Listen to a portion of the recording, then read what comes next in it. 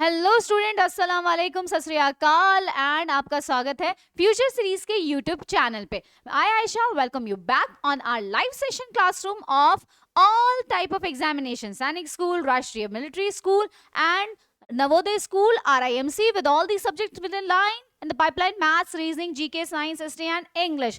And as I'm your English tutor, तो then चलिए बात करते हैं हमारे आज के लाइव सेशन की, जिसमें हम लोग लेने वाले हैं आज एक नया टॉपिक। अब नया टॉपिक क्या है हमारा, चलिए देखते हैं फटाफट से। हमारे आज का नया टॉपिक बहुत ही शानदार है और उसका नाम है इडियम एंड फ्रेजेस। यस, लोकोक्ति, कहावतें, मुहावरे, ये हमेशा से हमारी जिंदगी को उलझ जाल में रख देती है। अब हमें देखना है कि आज हम इनको कौन सी ट्रिक से आसानी से सुलझा सकते हैं। तो चलिए विदाउट एनी डिले हम लोग फटाफट से मूव ऑन करते हैं हमारे सबसे पहले क्वेश्चन पे। सबसे पहला क्वेश्चन सैनिक स्कूल के एंट्रेंस एग्जाम में आया था, क्लास 6 के 2021 एग्जाम में, जो पूछता है कि to beat around the bush, यानी झाड़ियों के इर्द गिर्द मारना, यानी कि बिना किसी बात के इधर उधर की करके कंक्लूजन पे आ जाना। यानी कि क्या हो जाएगा, देखिए वायलेंट तो होगा नहीं, स्ट्रेंजर के साथ, अनजान आदमी के साथ हम लोग मारेंगे नहीं, पता है बाद में चक दे इंडिया हो जाएगा हमारा। तो to avoid saying something because it is uncomfortable, हाँ, लेकिन अवॉइड नहीं करना है, इसमें हम लोग बात करेंगे और बात करके मेन पॉइंट तक भी पहुंचेंगे। To come to the main point, ये थोड़ा सा लग रहा है। To start fire in the forest, भैया हमारे लिए तो पॉसिबल नहीं है जंगल में आग लगाना, घर में लगा सकते हैं, जंगल में नहीं लगा सकते। तो हमारा आंसर क्या होगा, ऑप्शन नंबर सी। तो ये आपके सैनिक स्कूल के अंदर जब पूछा गया था क्लास 6 के PYQ का, ये फर्स्ट क्वेश्चन था। अब आगे चलते हैं हम फटाफट से हमारी क्वेश्चन एयर पे। क्वेश्चन एयर में हमारा पहला क्वेश्चन क्या पूछता है, filling the blank with the correct idiom. I of her in the crowd, मतलब मुझे उस भीड़ में उसको देखना है। देखने का मतलब आपने कभी सुना है झलक, कि भाई उसकी एक झलक ही दिख जाए तो मुझे बेहद है। तो झलक के लिए देखो क्या होता है, वर्ड होता है ग्लिम्स। तो ग्लिम्स जो होता है वो झलक के लिए आता है। अब यहाँ चारों ऑप्शन में ग्लिम्स आ रहा है, लेकिन अब मुझे क्या करना है, उसकी झलक को पकड़ना है, देखना है कि वो कहां पर है। देखिए हेल्ड तो आएगा नहीं, हेल्ड तो मतलब होता है होल्ड के लिए। थ्रू का मतलब फेंकना नहीं है, बेचारी को क्या झलक फेंकेंगे थोड़ी ना उसको। वांटेड अ ग्लिम्स, हाँ, ऐसा लग रहा है कि भाई मैं चाह रहा हूं, जैसे हमारे यूपी के बच्चे बोलते हैं हमारा कॉपी चाह रहा है, लेकिन यहाँ चाह रहा नहीं होगा, कॉट। उसने बोला है आई, देखो wanted a glimpse of her in the crowd, नहीं, आई कॉट अ ग्लिम्स, क्योंकि हमारी एक फ्रेज बनती है किसी भी चीज को हाल देखना या नजर के सामने लाने के लिए कॉट वर्ड को यूज किया जाता है। तो caught a glimpse of her, तो इसका आंसर हो जाएगा ऑप्शन नंबर डी। तो यहां पर हम चलते हैं आगे नेक्स्ट क्वेश्चन पे। Choose the alternative which best expresses the meaning of the phrase और ईडियम। स्टोल द शो, देखो the little girl with his flawless performance, flawless का मतलब होता है धुआंधार परफॉर्मेंस से उसने पूरे शो की क्या कर ली, चोरी कर लिया। अब पूरे शो का चोरी करने का मतलब क्या है, उसने लोगों को अपने परफॉर्मेंस से बहुत ज्यादा प्रभावित कर दिया। तो डिसअपियर्ड फ्रॉम द शो, नहीं, गलत है। क्रैप्ड इनटू द शो, नहीं, गलत है। Stole something from the show, no. Won everybody's praise, yes, यानी हर एक की तारीफ थी भैया की, भाई क्या शानदार पे परफॉर्मेंस दी है बच्ची ने, छोटी सी लड़की ने। तो इसका होता है स्टोल द शो का मतलब होता है वॉन एवरीबॉडीज प्रेज। आगे चलते हैं next. Give the meaning of the following proverb, a bird in hand is worth two in a bush, यानी कि एक ही चीज में हमारे कहते हैं ना, एक पंथ दो काज हो जाए, एक ही पत्थर से दो शिकार कर दिए मैंने। तो बस इसमें देखिए क्या होगा, to catch two birds with your hands, नहीं, क्योंकि हम यहाँ पक्षी को पकड़ने नहीं जा रहे हैं। To be satisfied with what you have, नहीं, जितना है उससे हम संतुष्ट नहीं होते, क्योंकि जिंदगी में संतुष्टि लाम की चीज नहीं होती है। बात करते हैं it is better to be satisfied with what you have than to try get what is not your, भाई इतना जो आपके पास है उससे संतुष्ट रहे, आप उस पे ना जाएं जो आपका नहीं है। To trap birds in bushes, नहीं, जाल में फंसाना नहीं है। इसका आंसर है option number C. Yes students, बिल्कुल सही दिया आपने। It is better to be satisfied, उससे संतुष्ट हो जो आपके पास है, ज्यादा उस पर उछलने की कोशिश ना करें जो आपके पास नहीं है। सच बात है, देखो तैयारी करो, एक पे करो, कंसंट्रेट होके करो, और देन उसके बाद नेक्स्ट पे जाओ अगर उसमें रह जाते हो, लेकिन I hope you are doing your best. आगे चलते हैं नेक्स्ट क्वेश्चन पे। क्वेश्चन नंबर 4 की बात करते हैं। Choose the correct meaning of the following phrase, beck and call. Beck and call, beck and call का मतलब होता है किसी को अपने दबा के रखना है ना, दबदबे में रखना। जैसे आपने उसको बुलाया, उल्टे पैर भाग कर आता है, जैसे मम्मी बोलते हैं इधर आ रहे हो कि नहीं आ रहे हो, मैं आऊं, तो आप क्या करते हो, उल्टे पैर फट फट फट फट करके जाते हो, हाँ जी मम्मी बोलिए। तो इसका मतलब केम टू नथिंग, नहीं, अंडर द एब्सोल्यूट कंट्रोल, ये हो सकता है अंडर ऑल कंडीशन, नहीं, टू रिब्यूक, नहीं। तो इसका आंसर क्या होगा? Option number B. आगे चलते हैं नेक्स्ट। नेक्स्ट है, देखिए क्या कहता है, foot the bill. Foot the bill का मतलब क्या होता है? फुट द बिल का मतलब है कि आपने बिल को क्या कर दिया, पैरों तले रखा हुआ है, यानी कुचला हुआ है। नहीं भाई साहब, फुट द बिल का मतलब है आपको उस बिल को पे करना है। आपका बिल तैयार है तो क्या होगा? टू टीयर द बिल, नहीं फाड़ सकते नहीं हो, वरना होटल वाला क्या कह सकते हैं, बर्तन मंजवा के भेजेगा। हमारी मारवाड़ी में भांडे बोला जाता है बर्तनों को, राजस्थानी लैंग्वेज में। And to kick the bill, नहीं आप किक भी नहीं मार सकते। टू पे, यस, पे हमें करना है, तो that is the this thing. To throw the bill, नहीं फेंक भी नहीं सकते। तो ये तीनों ऑप्शन तुम्हारे गड़बड़ है भाई साहब। टू पे द बिल, पे करना पड़ेगा। आते हैं next, to chew the curd. Chew the curd का मतलब होता है कि भाई हम कर्ड को च्यू, कर्ड क्या होता है पता है आपको?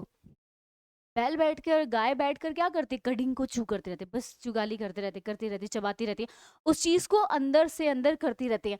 यानी उसको वहां बैठ कर वो ध्यान लगाती है कि उन्होंने जो कुछ भी आज खाया वो कैसा था, टेस्टी था, उसको च्यू करके करके करके उसको डाइजेस्ट करती हैं।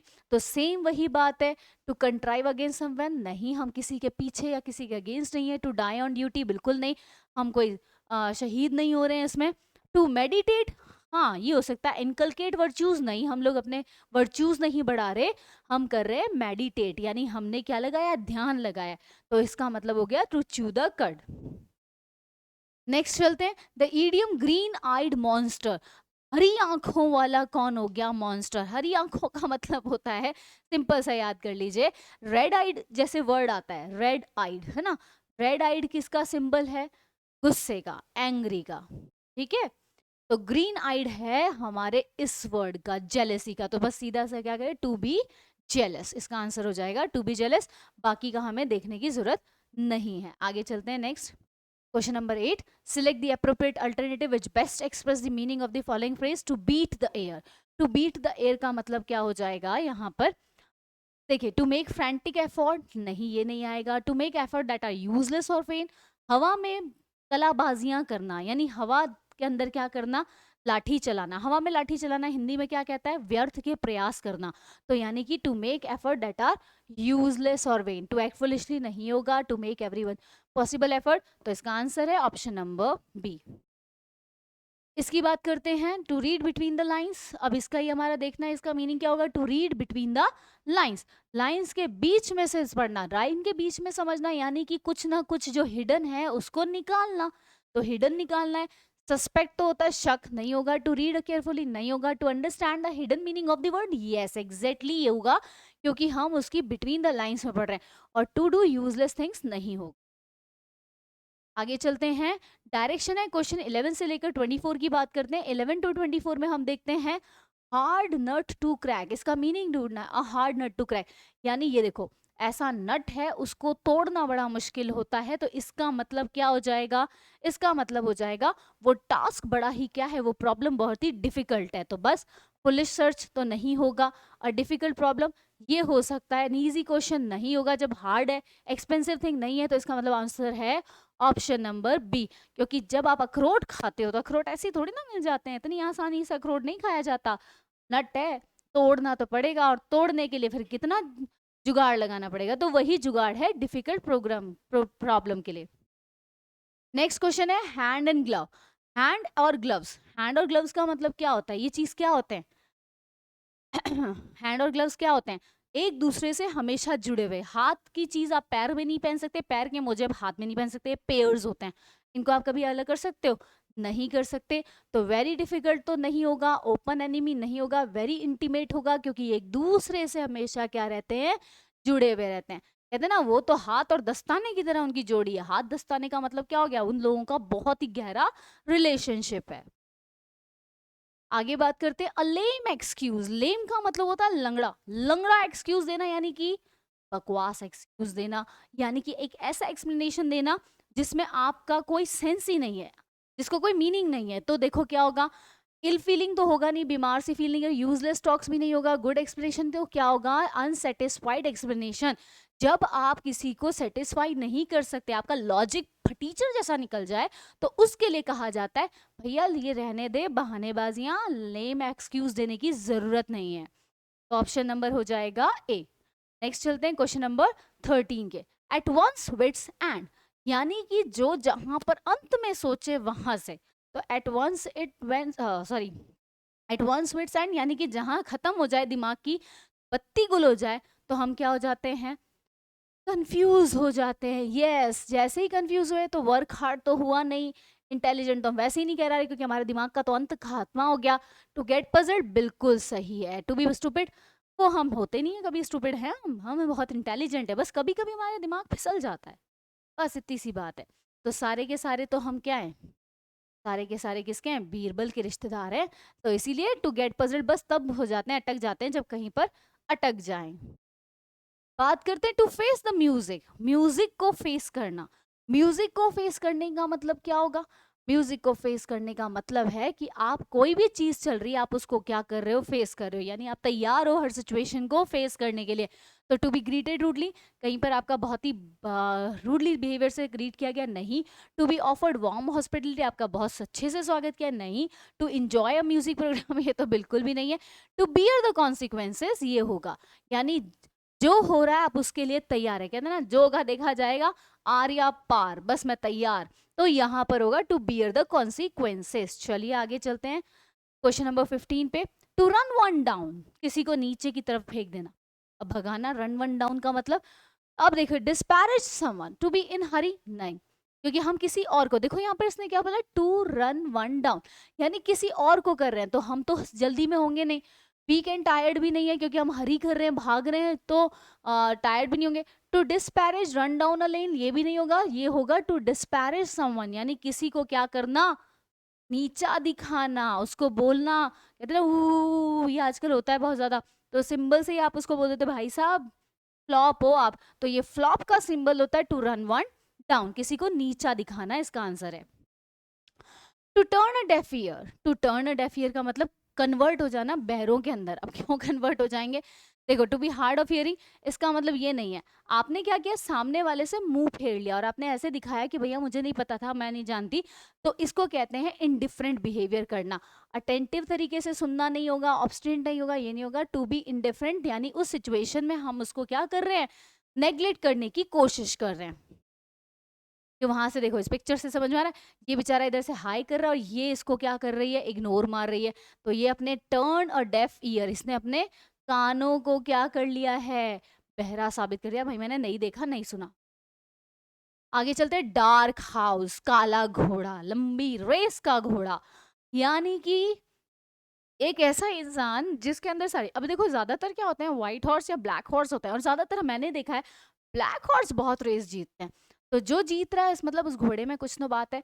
अब ये क्या है, समवन वो थिंग्स विकेट मैनर्ड, नहीं, घोड़ा कभी चंट चालाक या गिरा हुआ नहीं होता, बहुत अच्छा होता है।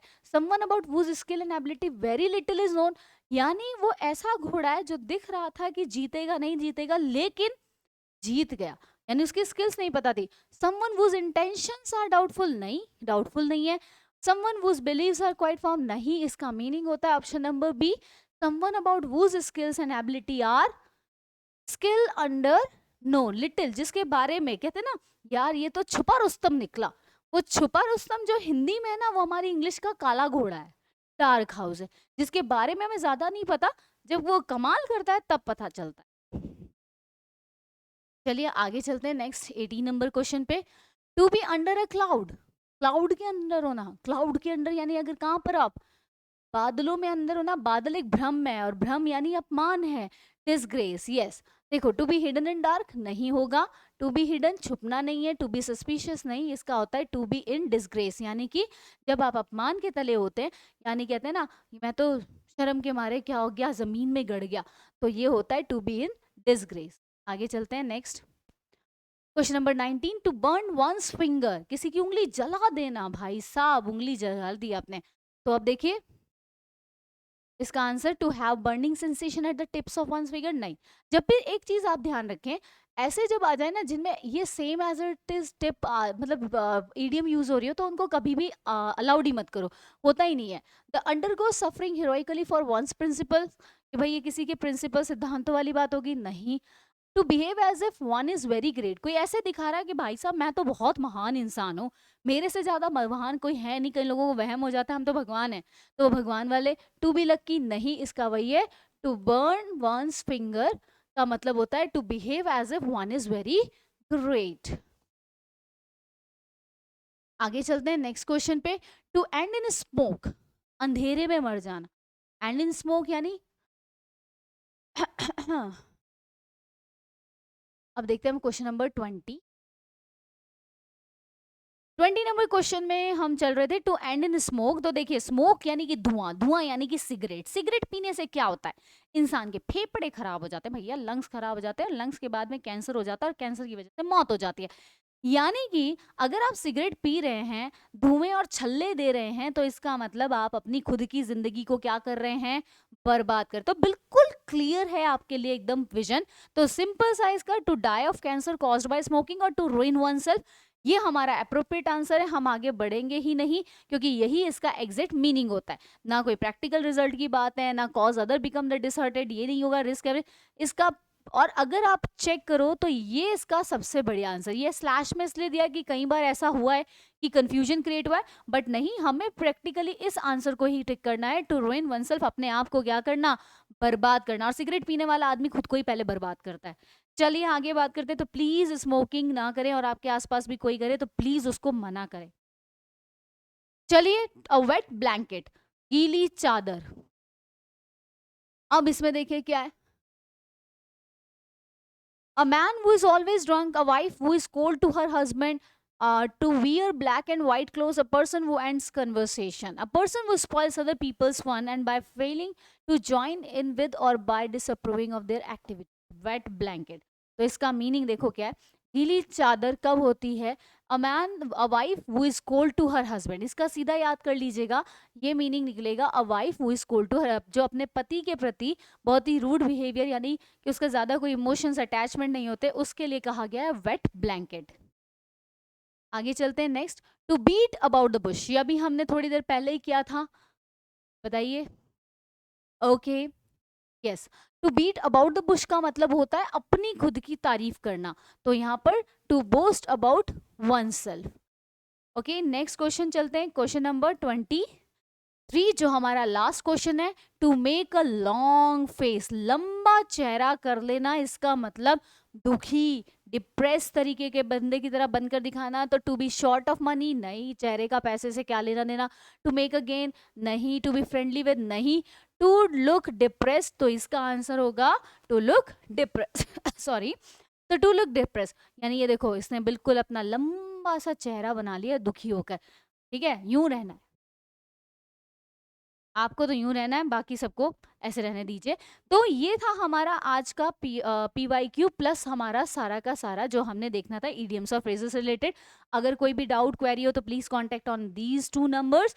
एंड अगर आपको ये सेशन पसंद आए, आपको लगे कि अच्छा है, तो प्लीज एक छोटा सा थैंक यू आप सबको, एंड प्लस आपको एक छोटा सा कमेंट करना।